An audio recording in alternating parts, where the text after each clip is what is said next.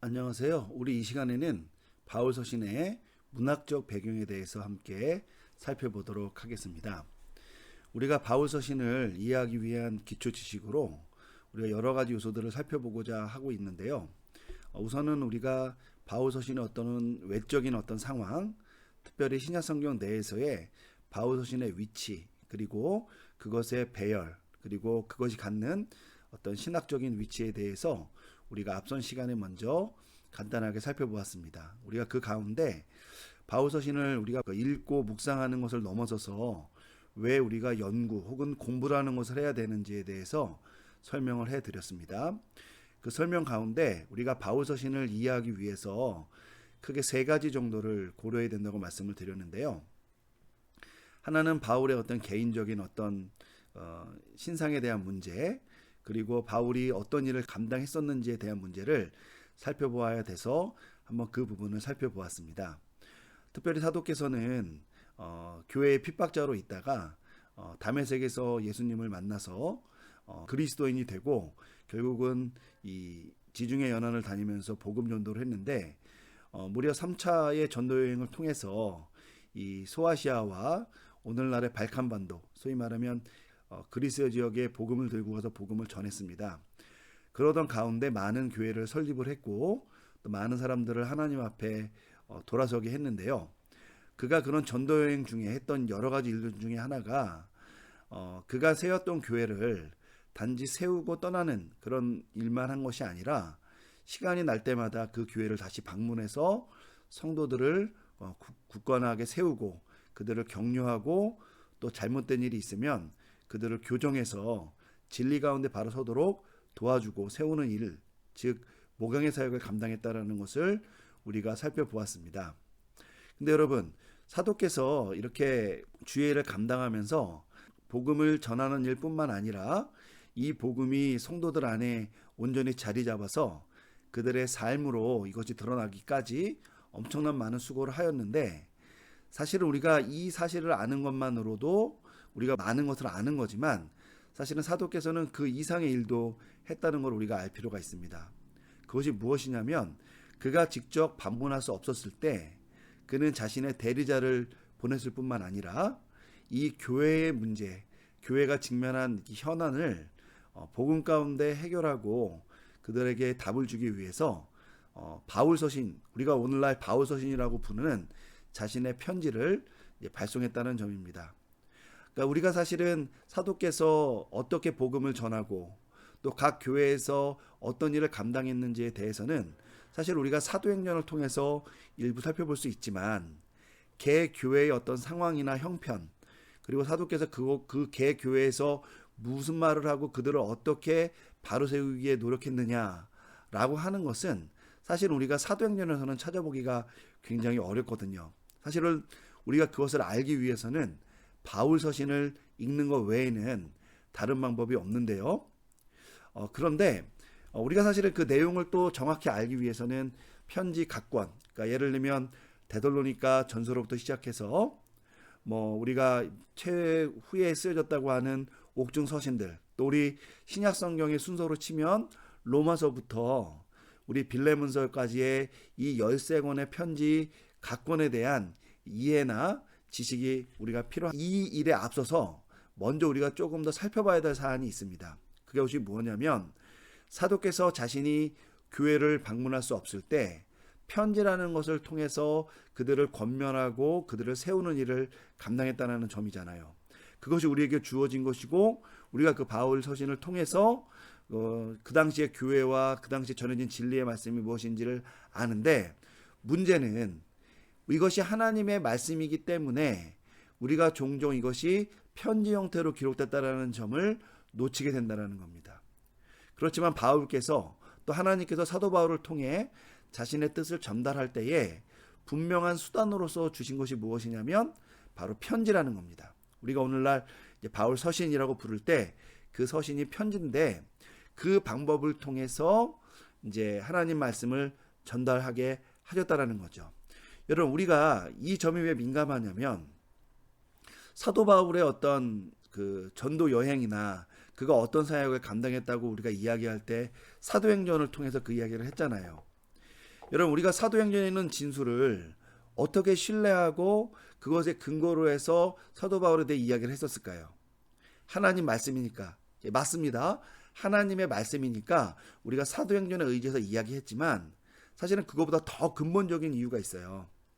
그게 뭐냐면은 하나님의 말씀인과 동시에 우리가 사도행전이 초대교회의 사도들, 특별히 하나님 나라의 복음이 사도들을 통해 이 지중해 연안, 그리고 그 당시의 세계로, 그 당시의 개념으로 얘기하자면 전 세계에 복음이 어떻게 전달되었는지에 대한 역사를, 그 역사를 기록해 놓은 것이 사도행전이라고 생각했기 때문에 우리가 그냥 하나님 말씀이니까가 아니라 그것이 초대교회의 역사를 드러내주고 복음 전파의 역사를 드러내준다고 생각을 했기 때문에 우리가 그곳에서 역사적인 내용을 살펴볼 수 있었고, 그것을 통해 우리가 바울의 사역을 알아볼 수 있었던 거잖아요. 결국은 뭐냐?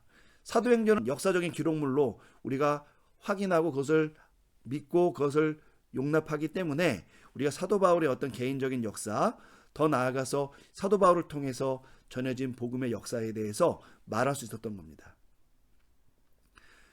우리가 그런 진술을 사도행전이 하나님 말씀과 동시에 역사적인 어떤 기술로 기록됐다라는 사실을 근거로 해서 말하듯이 사도 바울 서신이 하나님의 말씀과 동시에 서신 혹은 조금 쉬운 말로는 편지라는 것으로 보내졌다라는 말, 특별히 편지라는 것은 육체와 육체, 소위 말하면 우리 얼굴을 직접 대면할 수 없을 때, 특별히 이제 오늘날 같이 전화기도 없고 스마트폰도 없고 하는 이 시절에 얼굴을 대면해서 이야기할 수 없을 때 원거리에 있는 사람들끼리 소식을 주고받고 하는 유일한 대안이, 이제 유일한 방법이라고 할 수 있는 것이 이 편지였는데, 사도께서 자신이 직접 세운 교회를 방문할 수 없었을 때 그가 이 서신을 통해서, 이 편지를 통해서 성도들을 권면하고 그들을 격려하고 그들을 바로 세우려고 했다라는 거잖아요.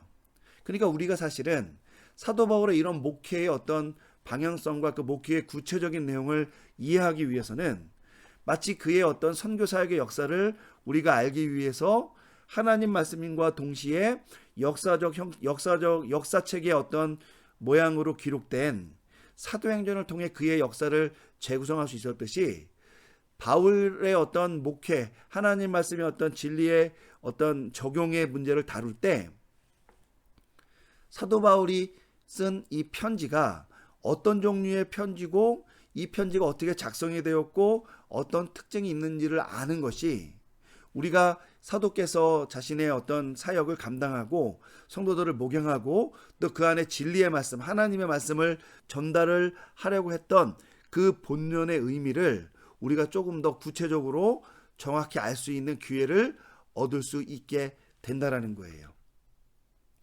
우리가 이제 편지하니까 조금 쉬운 내용으로 이해해서 그냥 우리가 편지는 편지다 해서 쉬운 마음으로 읽을지는 모르지만, 여러분, 오늘날과 바울 시대는 엄청나게 먼 시간적 간격이 있고요, 문화적 간격이 있고요, 그렇죠? 또 오늘날에는 우리가 뭐 카톡이나, 이제는 카톡이나 예를 들면은 스마트폰 같은 것을 사용해서 이 사실은 거리를 느끼지 못하는 상황에서 살지만, 바울 시대만 해도 전혀 그렇지 않았기 때문에 우리가 이제 바울 서신에 대해서 특별히 이 편지적인 요소, 그러니까 하나님 말씀이 기록되고 사도께서 목회를 하기 위해서 기록됐던 그 편지의 장르, 1세기의 편지의 장르를 조금 이해함으로써 하나님 말씀을 조금 더 바르게 알아갈 수 있는 그런 어떠한 준비를 한다는 차원에서 우리가 이 바울 서신의 문학적 배경을 먼저 공부하려고 합니다. 여러분, 그렇지만 사실은 우리가 역사적인 배경, 문학적인 배경, 학문적인 배경을 다 공부하는 이유는 있잖아요. 결국은 바울 서신에 드러난 그 진리의 말씀, 그가 무엇을 전달하고 그가 무슨 말씀에 근거를 해서 이런 복음을 전했는가, 성도들을 목양했는가를 우리가 살펴보는 게 목적이기 때문에 결과적으로는 우리가 성경 각본에 대한 내용을 간단하게나마 살펴보려고 노력을 하겠지만, 우리가 그러는 모든 시간이 또 우리에게 부족하고 다 알아보기 어려울 만큼 시간이 좀 부족할지라도 우리가 그것을 바로 이해하기 위해서는 우리가 이런 문학적 배경을 좀 알 필요가 있어서 공부하는 거니까, 여러분이 조금 내용이 어렵게 느껴지더라도 또 많은 것을 습득해야 하더라도 여러분들이 인내함으로써 이 부분을 함께 잘 공부했으면 좋겠습니다. 자, 우리 그러면은 그 화면에 나오는 요 바울서신의 문학적 배경, 문학 장르, 종류의 파악의 중요성부터 천천히 읽어가면서 우리 한번 내용을 살펴보도록 하겠습니다. 자, 첫 번째입니다. 문학 장르를 파악하는 것의 중요성에 대해서 한번 살펴보겠습니다. 한 작품을 이해함에 있어서 가장 중요한 요소는 그 작품이 어떤 종류의 글로 쓰여졌는지를 파악하는 거예요. 우리가 물론 가장 중요한 것은 그 책 자체를 읽어보는 게 가장 중요하겠지만 우리가 그 책을 읽는 것 자체로는 모든 것이 끝나는 것이 아니라 그것을 이해하는 게 핵심 사안이잖아요. 네, 온전하게 이해하는 것까지 우리가 만약에 책을 잘 이해하는 것이라고 혹은 책을 잘 읽은 것이라고 얘기를 한다면 우리가 무엇보다 앞서는 것은 그 책이 어떤 종류의 책이냐, 어떤 장르에 기록됐느냐를 아는 것이 중요하다는 겁니다. 같은 내용이 시에 기록되었느냐 아니면 산문으로 기록되었느냐에 따라서 이해하는 방식도 차이가 날 수 있다는 겁니다. 예를 들면은 우리 구약 성경에서요, 창조에 대해서 언급하는 대표적인 본문이 창세기 1장부터 3장에 있는 내용이잖아요. 자, 그런데 이런 창조에 대한 이야기가 거기에만 나오는 것이 아니라요, 우리 구약 성경에서는 시편 104편에도 등장합니다. 자, 여러분, 그러면 창세기 1장부터 3장에 있는 내용과 시편 103편에 있는 이 창조에 대한 내용이, 여러분, 그 본질적인 내용은 동일하겠죠. 창조주 하나님께서 자신의 선하신 뜻에 따라서 자신의 계획대로 세상을 만드셨고 인간을 가장 많이 만드셔서 모든 것을 감당해야 하시고 그들과 또 언약을 맺어서 또 하나님 나라를 이렇게 이 땅에 확장해 나갈 수 있도록 하셨다. 하지만 이 내용이 창세기에서 서술적으로 또 이렇게 개괄적으로 쭉 기술되어 있는 그런 방식을 우리가 시편에 적용해서 읽을 수 있겠는가?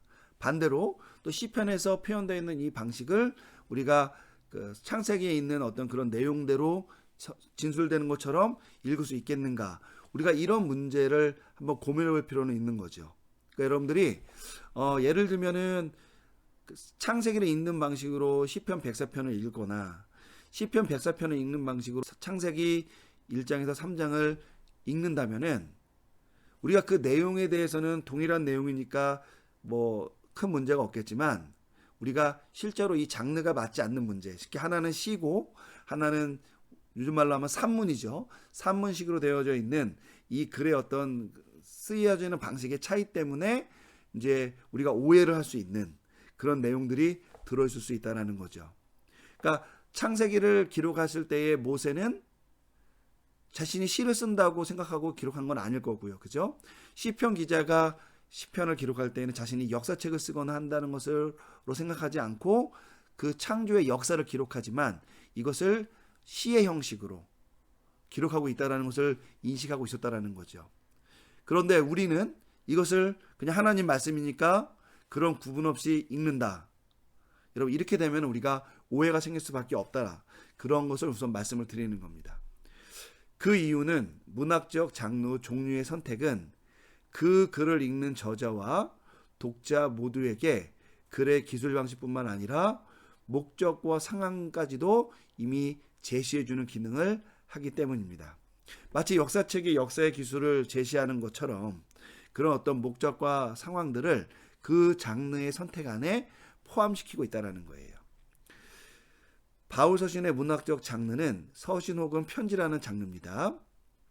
따라서 바울이 어떻게, 왜, 그리고 어떠한 상황 속에서 서신들을 작성했는지 알게 된다면 우리는 바울 서신을 더욱더 잘 이해할 수 있게 될 것입니다. 우리가 공부하는 이유가 더 하나님 말씀을 바로 이해하는 게 우리의 목적이기 때문에 이 요소가 굉장히 중요하다라고 여러분이 기억하시면 되겠습니다.